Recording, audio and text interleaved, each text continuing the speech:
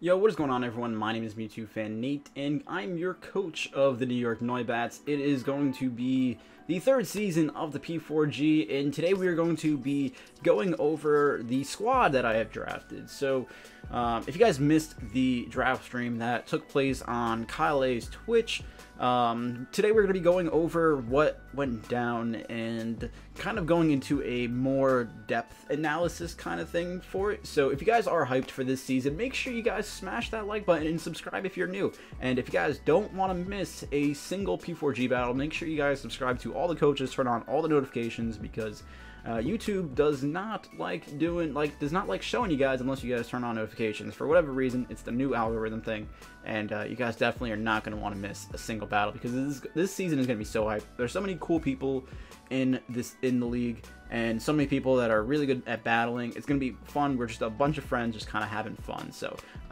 you guys can really look forward to it. I know I am, for sure.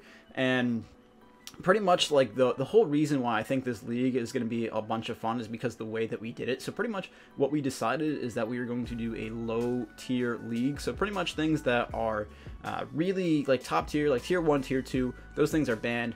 Like things that you normally see, like Tapu Koko, Celesteela, like the really powerful Pokemon that, you know, just get drafted like round 1, pick 1, those things are gone. And then we took out some mons that were kind of like in tier 3 that were kind of like unbalanced. Like for example, like things like Haxorus, Porygon 2 that just that normally with like the lower tier mons you can't normally like break through as easy. So those things have been gone. Just so we kind of have a really cool select Pokemon that you can choose from, and you pretty much like there was a column, multiple columns of just Pokemon that you could draft from, and then a blue column that you had to pick 2 Pokemon from that that are considered like not fully evolved, are just like really bad, like Tropius and things like that, and like little cup Pokemon. So you had to pick 2 Pokemon from there. And then the other Pokemon, it was just a free draft, and you could pick anything from those tiers. So I think everything turned out really well. It was a lot of fun to draft. And with that being said, we're gonna just go into the picks that I've drafted and things like that, and just talk about them, why I drafted them. And so pretty much like for the first Pokemon that I've drafted, I'm not sure if any of you guys saw this, but I did put out a tweet saying that if this gets 100 retweets, then I will draft Wigglytuff round 1. And you guys killed it. We got Wigglytuff round 1. We got over 100 retweets, and I know what you guys are thinking, like, it's a Wigglytuff, why would you pick that round 1? What can this thing even do? Is it like good? And I'm like, you know what, Wigglytuff, it's, you know, it's got, okay, so let me tell you. So Wigglytuff has pretty bad stats. Like, you know, it can do a lot of different things, but just the stats can't back it up. Like, it has an incredible HP stat base 140, but like the defensive stats are like 45 and 50. So like it's not really doing that much with it. It can do so many different things. Like it acts as a cleric with like Wish and Heal Bell. It sets up Stealth Rock. It gets up. It can do Thunder Wave things. Toxic, of course. But like the cool thing that I like about it is that it has like massive amounts of coverage. So like you can run this thing with like Psychic to hit the poison types that want to like come in and try to wall you.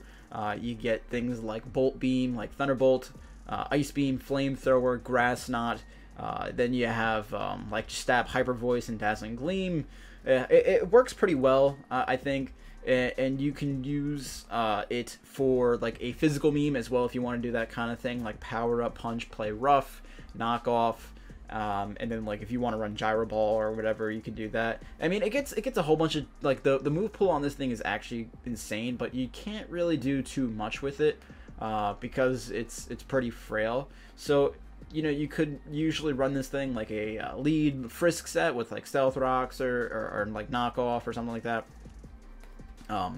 But you know, a lot of times you might want to run this thing with like an Assault Vest and just like 4 attacking moves. But you know, it can do so many things. Like I actually had this in the XBL. Like I picked this in my XBL draft as my meme pick, and ended up getting like a lot of kills, surprisingly. Like it took down, like one game it took down a Swala, Lando T, and a Tapu Fini in one game. So, and that was supposed to be a Focus Sash Suicide set with like just Stealth Rocks and Frisk. So and it ended up getting like 3 kills. So you know it's not that bad. We can make it work, especially with the lower tiers. Like it was going up against some powerful Pokemon, and you know we can make it work, especially with the lower tiers. Like it's going to be something that we can use for sure. So the next Pokemon that I drafted was something that I wanted to get to pair up with Wigglytuff, and I think we did a pretty good job with it. And I think that even on its own, it's just a really scary Pokemon to have on your team. So we drafted Doublade, and Doublade has a really solid typing, Ghost and Steel, being able to switch into the Poison type moves that Wigglytuff does not want to take, and it's really just a start for a good like Fairy, Steel, Dragon Core. I think that late game it works really well as a Swords Dance Sweeper. It can function as a Pursuit Trapper. It can just be, you can run this thing like max HP, max def, like Swords Dance, like I think Rest Talk and like Shadow Sneak or something like that. Like there's like a bunch of different sets that you can run with it. It gets things like Rock Slide, and then it can also hit things with Sacred Sword, which also ignores stat changes. So that's kind of cool, right? It gets Magnet Rise, so I guess if someone has like a Rhydon or whatever, Rhyperior, or whatever, I don't know the different Pokemon, but like, you know, we can go for a like Magnet Rise, and then like we're gonna be immune to one of like the stronger, you know, the strong stab move that hits us normally super effective, and then we just easily take Rock type moves because we're a bulky Doublade. And with that being said, I think we've kind of covered everything on Doublade, so we're going to move on to the next pick, and that is Vaporeon. And Vaporeon is just really fat. Like, it does the same thing pretty much every week, and it does it really well. So, it's pretty much going to be just like a Wish Passer, and Scald, Burns, and things like that. You know, Wish, Protect, Baton Pass, getting slow Baton Passes off, so that way we can get into like more of our offensive mons. You know, it's got like a really good special attack stat. Like I think it's base 110, so we can run this thing like Modest Life Orb if we really want to be a nice meme lord and just like hit things like super hard, break some walls that normally you wouldn't normally be able to with the Vaporeon. It gets like Ice Beam for coverage, and that's really all that you need. So, I mean, other than that, like, it's just really, it's going to do the same kind of thing. So, it's not like I don't really have to talk about it too much. So, we're going to just move on into our next pick, which is Piloswine. And Piloswine is really good because it's a very fat stealth rocker, and it pretty much lives any hit, and it also has the ability Oblivious. I know more people try to run it with thick fat, but if you run it with Oblivious, you can't be taunted, which is huge because it's almost like guaranteed rocks, and because of its bulkiness, you can pretty much live any one hit. The priority, the priority stab Ice Shard is always nice, and it's like dual stab typing. Just it destroys like different wall cores like really well. I know that there's a bunch of teams that are super weak to Piloswine, and the priority Ice Shard is going to be so clutch, especially because my team overall is not the fastest, but the priority that we have on the team is like really nice, so it makes things a lot easier. The Piloswine just overall it's going to be a fat stealth rocker, going to be a nice offensive mon that breaks cores. It's just little Mammo pretty much. Like, you guys know what Mamoswine does, it just does it. It's going to do it really well, especially in this lower tiered kind of format. So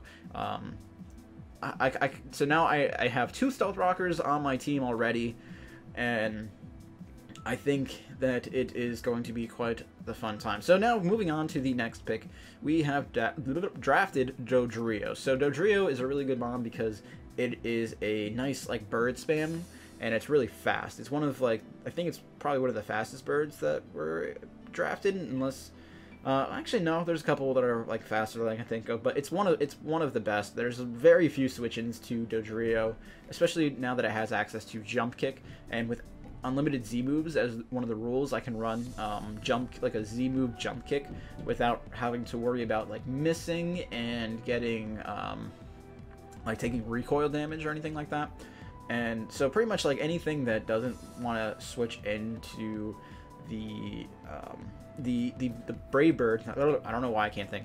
The Brave Bird is going to take a lot of damage from either Stomping Tantrum, which it has now gotten in Gen 7, or the Jump Kick. So it's going to be like pretty much tearing through a bunch of like walls. The only thing that it doesn't get is like U-turn, but it also gets baton pass. So if we are predicting someone to switch into something that we like and we don't want to make like a super hard read on, like by going for like knockoff or whatever, then we can just go for baton pass, and then we can get a nice slow momentum switch into something, so we can deal with that threat even better. So I really like Dodrio for that reason, and we're just going to move on to my next pick, which is Shelgon. Now, Shelgon does complete my Fairy Steel Dragon core, and it's really fat, and it has like a base 100 in defense, like I think it's like, might be a base 100 defense, might be a little bit more, but when you pair that with Eviolite, it's just insanely bulky. This thing has access to Dragon Dance, and that's really all that you need. Like, just Dragon Dance sweeping with super fat just makes it really scary, especially these lower tiers, because it can live almost, like, it can switch into so many different hits. Like, I know that someone drafted Darmanitan, so it can switch into that very easily, because it's so bulky on the physical side. And I think that with like the things that it gets, like let me pull it up real quick, just so that way I'm not like talking like dumb stuff.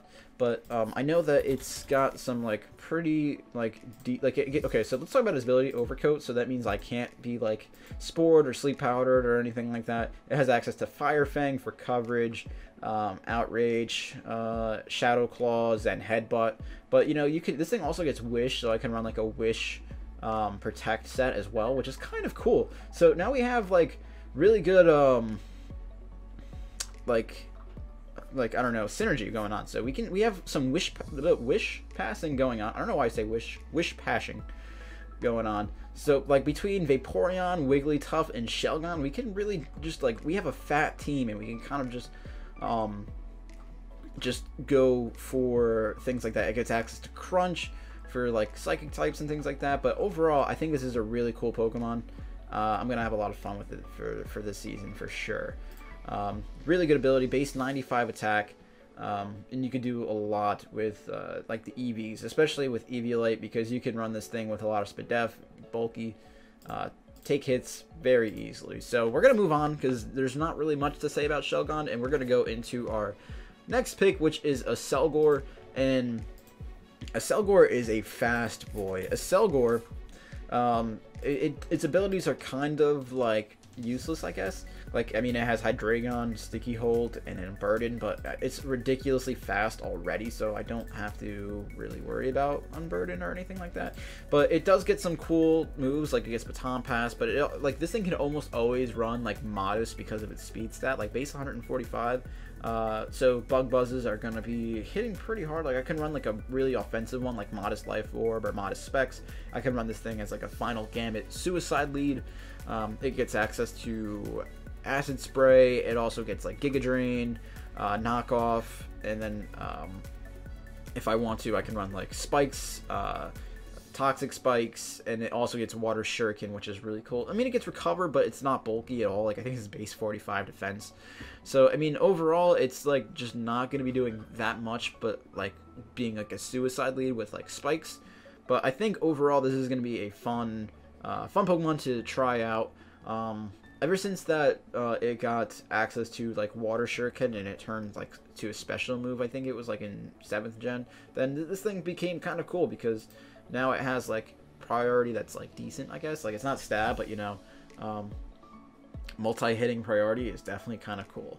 So going on, so pretty much like now my team is looking like kind of cool, because we have things that can set up, like do Blade, Wigglytuff, if it gets competitive boost, they can kind of set up, Shelgon with Dragon Dances, and then we have like Wish Passing. God, I'm not gonna be able to say that for the entirety of this video.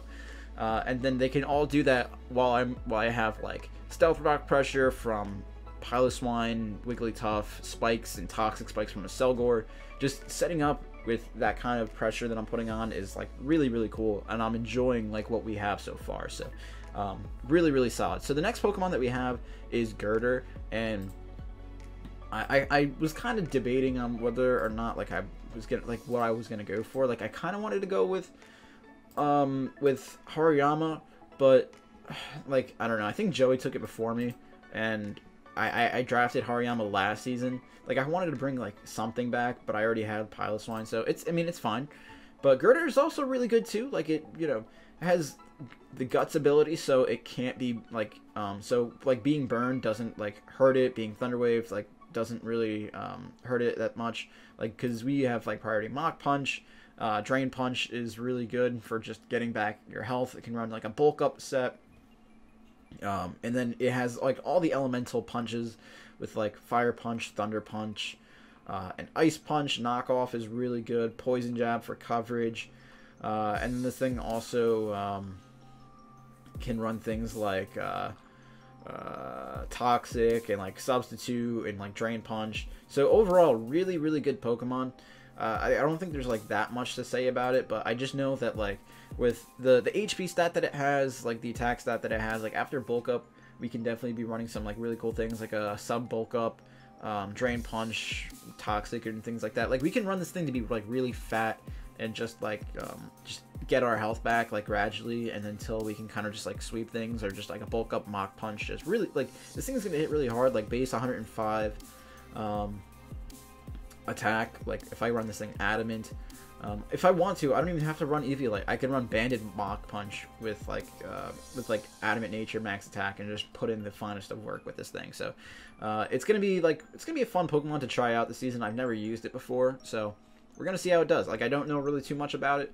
Like, I know that it's pretty much just a bulky Conkeldurr, like, just not as good, I guess. So the next Pokemon that we have drafted is Lurantis, and because my team was lacking hazard removal, we decided to grab Lurantis. And I don't really know what Lurantis does besides it going for, like, contrary moves. Like, I know it gets access to Superpower, and then it also gets Leaf Storm, but I mean, it also functions like as, like, a cleric because it gets, like, Aromatherapy. But other than that, I really don't know what it does. Like, I see that it gets Knockoff. I don't know how well it's going to perform. I really don't think it's going to be, like, the ace on the team or anything like that. But we have it to go for, like, Defog, which is really the only reason why I drafted it. It's got, like, some decent bulk, like, base 90 defense, base 90 Spadef.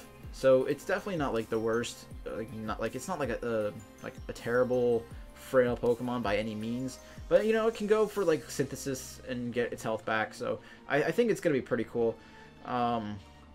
I think Contrary is actually going to be pretty, like, underrated, I would say, in this kind of league, because I know there's a couple people that have drafted, like, Sticky Webs, especially because there's, like, a bunch of, like, low tier Pokemon that get access to it. Like, I know that there was like, I know someone drafted Rabombi, someone drafted Araquanid. I think someone drafted, like, I don't think anyone drafted, like, Dewpider, but, like, Swirlix. Like, there's a bunch of teams that have, like, Sticky Web, and with Contrary getting, like, the opposite, we can get, like, a speed boost, and then, like, with Contraries, just kind of, like, it gives us a good opportunity to, like, sweep through teams, so it's kind of cool, right? And then we have, like, the superpower thing, we can run it physical, so I feel like people are gonna have a hard time prepping. Like, if you don't prep for Lurantis, like, you can probably get swept with it. Like, I can't say that because I don't really know for a fact, but between, like, going for, like, if I was at, like, +1 speed because someone decided to use Sticky Webs against me, then I could go for, like, superpowers, hit them, like, extremely hard, or just sweep them with Leaf Storms, as long as I hit. But I don't like missing Leaf Storms, so I'm probably gonna try to avoid that when I can. Like, just based off of team matchup, I'll decide which route is better to go. But I really think that this thing is probably gonna be underrated. I love the way that this thing looks. I'm not gonna run a shiny one because I think its shiny sprite kind of sucks. But I think this thing is gonna be fun to use, and I don't understand why it's a grass type and not a bug type because of its design. But that's a topic for a different video, I guess. So the next Pokemon that I decided to grab is Electivire, because Electivire gives me a really decent speed tier, like base 95, so it'll force like things that are like base 100, base 105s, and things like that to run like a Jolly Nature or a Timid Nature if they want to try to outspeed me. So it gives me a new speed tier. It also gives me a lot more offense because a lot of my team's offense kind of relied on setting up. Like, Doublade is only really terrifying after a Swords Dance, and like Dodrio, like, while it does have like a really hard hitting Brave Bird, it kind of needs like a swords dance or an agility or something like that to like really be like a super threat to teams. Shelgon, without setting up dragon dances, it really isn't that terrifying to people. Girder without bulk ups, like it's just it wasn't something that gave me like my team doesn't really have that much offense without setting up. Like my team can be offensive, but it just needs it needs the proper setup to work. Whereas Electivire kind of gives me like the straight up fast offense. Like it just gives me the nice base 123 attack just to go for like Scarfed or Life Orb hits, just kind of breaking through teams. And with the ability Motor Drive, it kind of makes the electric type moves that people can go for a little bit less spammable, because I could easily just switch it in and get a free speed boost and be like immune and things like that. This thing has like a really decent move pool because it has like really like decent like coverage moves on both sides of the spectrum. Like it gets like Flamethrower on the special side, then it gets like Fire Punch on the physical side. Volt Switch on the special side, Discharge on the special side. Like it has like decent like coverage, like Psychic. This thing can also be like a taunt lead. It gets like Thunder Wave, it gets Wild Charge, Ice Punch. Like so, it's got some decent things. Like I feel like it's gonna be very hard to switch into just because of the coverage that it gets. Like all I have to do is make a right prediction, and then it gets off a lot of damage on something. It's not that bulky. Like base 67 defense is kind of weak, but I mean base 85 SPDEF is not bad. You can run this thing to be like a bulky AV set. Assault Vest is probably one of my favorite items in Pokemon, so I think it's going to be really really cool to use this season. I like that it gets Bulldoze, because Bulldoze is one of those moves that you know, if something wants to switch in and it might be like faster than me, like I don't know, maybe someone drafted, I don't know, so maybe someone drafted something that wants to come in and click Earthquake on me, and it's faster than me, and I click Bulldoze. It's not like Scarfed anymore, so you know what I'm saying? Like it's a cool move to just outspeed stuff that might want to switch it on you. So with that being said, we're going to go into the last pick that that I've drafted for this league, and that is Torcat. So pretty much why I drafted Torcat is because it is pretty fast, and with the new ability Intimidate and coupled with Eviolite, it can be like semi-bulky, and it might be able to force some switches, because Intimidate just kind of does that with certain things. Like the Intimidate forces a lot of people to switch out, and it kind of lets me set up things like Swords Dance or Nasty Plots. But this thing also can do more than just like setup. I actually kind of like it more so for like a taunt lead with Will-O-Wisp and U-Turn. Like I kind of liked it for that reason more so than anything. Like it also gets bulk up, so you know, that's kind of a thing that I can run. But I really like it for just being like a Will-O-Wisp like taunt kind of thing. So I think it's gonna be kind of cool, just kind of U-turning around, getting like throwing off Intimidates on things. If I was real, I could run like a Flame Charge Swords Dance set. Like I think that would be really viable. But you know, it doesn't really do that much. Like it doesn't have knockoff like its big brother Incineroar does. But it does have access to like dark type moves like Crunch and things like that, Leech Life. So it has some decent things that it can do. It gets Roar if things want to be like set up happy on me. But I also have Taunt, so it's like, you know, it's like just a really fast pivoting Mon.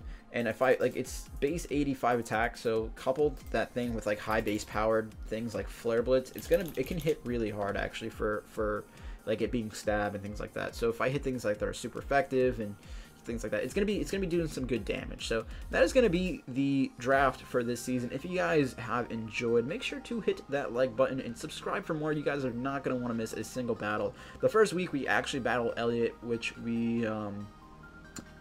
you know, we've actually met in real life at PAX, and Elliot's one of my favorite people. If you guys want to make sure that to not miss that, we are going to have a team builder for that as well as the battle. So make sure you guys are subscribed, and thank you guys so much for watching. I will catch you guys in the battles. Bye.